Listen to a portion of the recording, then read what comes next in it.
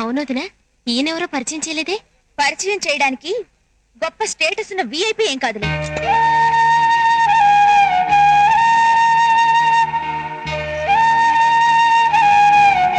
చిన్నబావ, మిమ్మల్ని ఒక్క నిమిషం ఆగండి.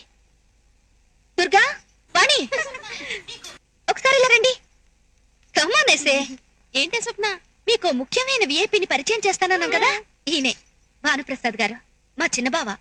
నమస్కారం అండి. చూడ్డానికి చాలా సింపుల్ గా ఉన్నారని మామూలు మనిషి అనుకోకండి. మాటల్లో చెప్పలేని గొప్ప మనిషి. మనం ఎవరికైనా చిల్లర భిక్షంగా వేస్తాం, లేదా అన్నం భిక్షంగా వేస్తాం.